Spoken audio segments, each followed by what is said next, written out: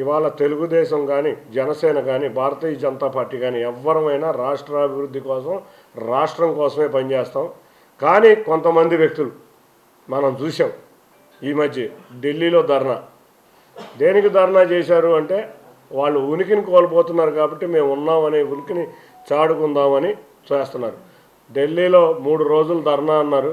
నిజంగా చూస్తే చాలా ఆశ్చర్యం వేసింది. మేము ఢిల్లీ నుంచి చూస్తుంటే ఒక్క రాజకీయ నాయకులు కూడా రాలేదు. కానీ ఏదో పక్క రాష్ట్ర మాజీ ముఖ్యమంత్రి సహాయంతో అఖిలేష్ యాదవ్ గారిని తీసుకొచ్చి ఏదో బ్రహ్మాండం బద్దలైనట్టు చెప్పుకున్నారు. చూస్తే అక్కడ చాలా దారుణంగా ఉంది.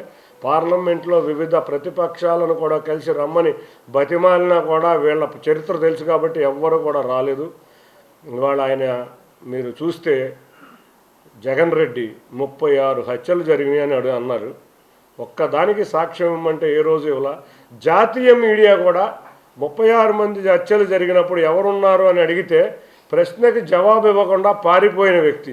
అంటే ఏదో సృష్టించి, ముఖ్యంగా అతని ఉద్దేశం ఏంటంటే తెలుగుదేశం ప్రభుత్వం వచ్చింది, రాష్ట్రం అభివృద్ధి చెందుతుంది, ఈ రాష్ట్రం అభివృద్ధి చెందకుండా చేయాలనే కార్యాచరణ అతను 2019 నుంచి చేసే కార్యాచరణ అది. ఏ రోజు ఒక పారిశ్రామిక రంగంలో అభివృద్ధి లేదు, ఒక ఉద్యోగాలు లేవు, వచ్చిన పరిశ్రమలను కూడా వెనక్కి వెళ్ళిపోయే చేసిన పరిస్థితి.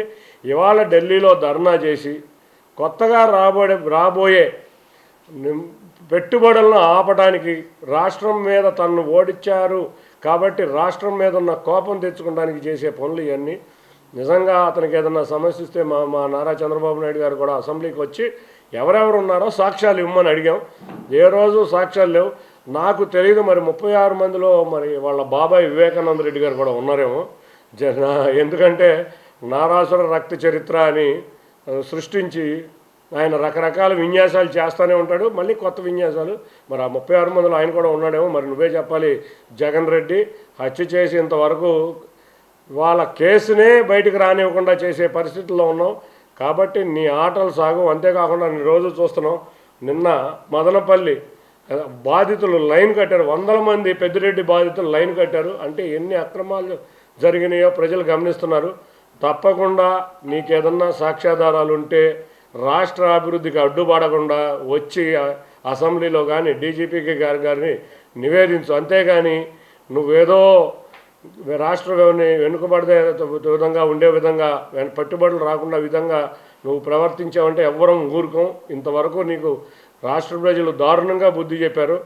ఇంకొక విషయం మనందరం తెలుసుకోవాల్సింది, రాష్ట్రం ఇవాళ పారిశ్రామికంగా అభివృద్ధి చెందబోతుంది. ఎంతోమంది మొన్న చంద్రబాబు నాయుడు గారి పర్యటన సందర్భంగా ఎంతోమంది పారిశ్రామిక వర్గాల వాళ్ళు వచ్చి రాష్ట్రంలో మేము పెట్టుబడులు పెడతామని ఎగబడుతున్నారు.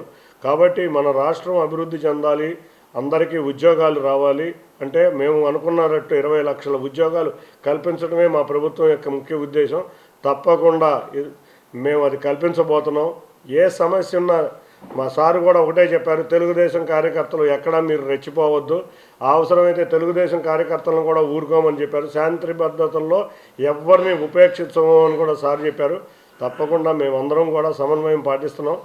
అందరికీ కూడా ముఖ్యంగా రాష్ట్ర అభివృద్ధి మా అందరి యొక్క ధ్యేయం.